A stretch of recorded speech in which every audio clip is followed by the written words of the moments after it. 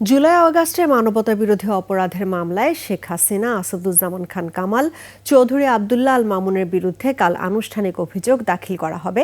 ওয়ালটন আবারও মিলিয়নিয়ার অফারে ওয়ালটন ফ্রিজ কিনে আপনিও হয়ে যেতে পারেন মিলিয়নিয়ার, যা ট্রাইব্যুনাল থেকে সরাসরি সম্প্রচার করা হবে।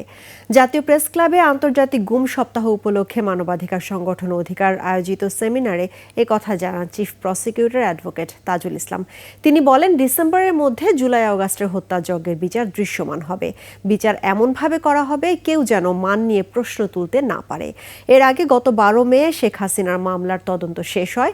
ওই দিন ব্রিফিংয়ে চিফ প্রসিকিউটর বলেন, জুলাই আগস্টের আন্দোলনে নির্বিচারে 14 শতাধিক মানুষ হত্যার দায় শেখ হাসিনার। তার বিরুদ্ধে নির্বিচারে হত্যার নির্দেশনা, প্ররোচনা, উস্কানি সহ 5 অভিযোগের প্রমাণ মিলেছে বলে জানিয়েছেন চিফ প্রসিকিউটর।